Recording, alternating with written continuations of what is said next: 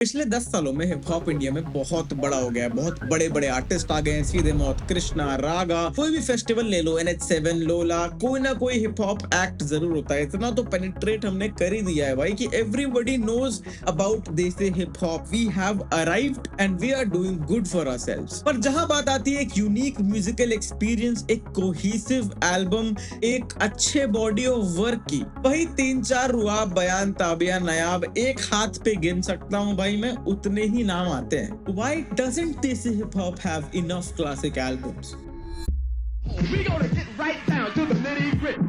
देखो hip hop जब चालू हुआ था तो सबको लगता था कि इट इज अ शैम भाई, आज आया है कल चले जाएगा, अरे ये तो रैपर है भाई, अभी परसों इररेलेवेंट हो जाएगा। But we survived, we evolved. हम लोग अपनी बातें करते थे, अपने लोगों की बातें करते थे रैपर्स, और लोगों को रिलेटेबल लगा, एक कनेक्ट बना ऑडियंस से, और आज hip hop is the biggest music genre in the world. एक अच्छे रैपर की क्वालिटी होती है ओरिजिनल साउंड, वो कहाँ से आ रहा है, वो कौन है, उसके समाज कैसा है, आइडेंटिटी कैसी है, ये सारी चीजें उसको अपने म्यूजिक के थ्रू बतानी है। एक इंसान को भी तुम जानते हो in rap music, it's not just कि ये गाना चल गया। और हम वही ला कर रहे हैं। यहाँ पे सीधे मौत फेमस हो गए या कृष्णा फेमस हो गया तो फिर सब उसी को कॉपी करने लग जाते हैं। वही एटलांटा साउंड यहाँ बज रहा है, ट्रिपलेट फ्लो चल रहा है, या तो लिरिकल मिरिकल काम करने लग जाते हैं कि भाई जब 5-6 सिलेबल कर लिया, भले उसकी बात का कोई मतलब ना हो, या फिर आधी चीजें वही 21 सैवेज का हिंदी अनुवाद लगती है, पिंपिंग हो, शूटिंग ऑप्स। भाई मालवीय नगर में बैठे हो, कौन ऑप्स है तुम्हारे? मेरा कहने का सीधा मतलब ये है कि अपना साउंड कल्टीवेट करने पे मेहनत नहीं कर रहे हैं यहाँ पे लोग।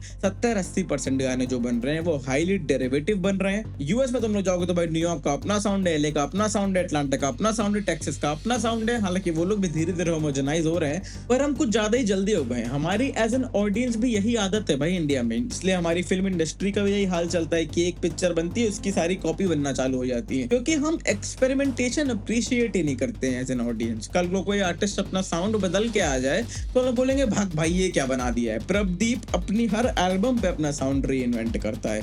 किंग ईपी हो गई, ताबिया हो गई, भ्रम हो गया, पर उसकी ऑडियंस उसको हर बार उतना ही छोड़ के चले जाती है। भाई ये तो रिवॉर्ड मिलता है यहाँ पे एक आर्टिस्ट को एक्सपेरिमेंटेशन का, और कोई घटिया एक्सपेरिमेंट करे तो बात भी अलग है, लेकिन स्कोप तो दो आदमी को इवॉल्व होने का। ऐसा नहीं कि यहाँ पे यूनिक आर्टिस्ट नहीं है। राजधानी सुनो, शहर सुनो, तुमको दिल्ली नहीं दिखता है क्या? बयान और नायाब जैसा क्या साउंड करता है मुझे बताओ। धनजी इतना यूनिक तरीके से फ्लो करता है कि पूरी दुनिया में कोई वैसा फ्लो नहीं करता है। चार दीवारी का म्यूजिक सुनो, प्रोडक्शन से लेके वीडियोग्राफी से लेके सब कुछ भाई इट्स हिज ओन सेल्फ, और कोई नहीं कर सकता है उसके अलावा। और यही तो है यूनिक आर्ट। पर जस्ट बिकॉज मैं 5-10 बंदे हाथ पे गिन ले रहा हूँ का मतलब ये नहीं है कि सीन बहुत सही चल रहा है। नहीं भाई, we are in study decline अगर इस चीज को सही नहीं किए तो।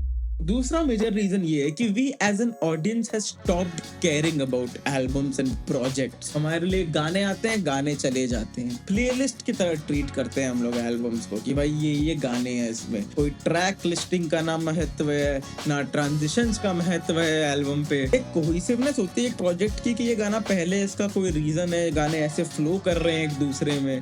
तुम रुआब जाके देखो, उसमें लिटरली ये ट्रांजिशन है। अब अगर तुम शफल पे सुन लोगे तो तुमको ये पता कैसे चलेगा? अगर एज एन ऑडियंस हम लोग ये चीजें अप्रिशिएट नहीं करना चालू करेंगे तो भाई मैं भी एज एन आर्टिस्ट जब साल के 10 सिंगल निकाल के हर महीने बढ़िया सी मार्केटिंग करके बढ़िया पैसा कमा सकता हूँ, तो मैं एक बार में वो 10 गाने डंप करके अपना खुद का ट्रैफिक क्यों काटूं? वो भी ऐसे लोगों के लिए जो लोग उसको फर्क नहीं पड़ता है। तो भाई अगर तुमको बयान, नायाब, खाना बदोश सब चाहिए, रुआब जैसे प्रोजेक्ट्स और चाहिए, तो प्लीज एनकरेज करो अपने आर्टिस्ट को ऐसा करने पे।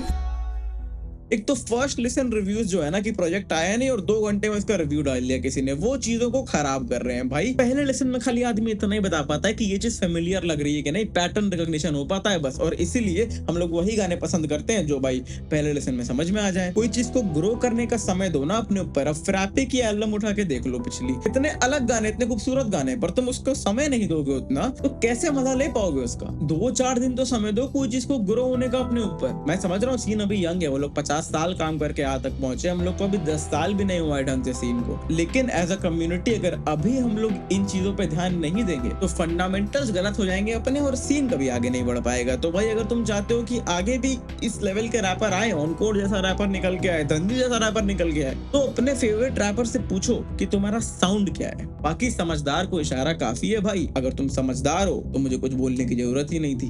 तो भाई कुल मिलाकर कवि ये कहना चाहते हैं कि हीरो वर्शिप से बाहर निकलने की कोशिश किया जाए एज अ कम्युनिटी। ओरिजिनलिटी और एक्सपेरिमेंटेशन को बढ़ावा दिया जाए, कोई चीज को ग्रो होने का अपने ऊपर मौका दिया जाए, और आर्टिस्ट भी थोड़ा सीरियसली ले लेंगे अपने काम को, थोड़ा इजी हैक्स खोजना कम कर देंगे तो बहुत मजा आ जाएगा। बाकी यार तुम्हारी फेवरेट एल्बम कौन सी है तुम नीचे लिख ही दोगे, मुझे पता है कि भाई इसका नाम नहीं लिए। बात सीधी सी है कि भाई पूरे वीडियो में सबका नाम लेता तो वीडियो इसी का हो जाता, इसलिए नहीं लिया आऊंगा। लेकिन लिख देना भाई, थोड़ा बहुत मैं पसंद आ गया हूँ तो चलो इस दोस्ती को रिश्तेदारी में बदलते हैं। सब्सक्राइब कर दो यार, अच्छा लगे मुझे।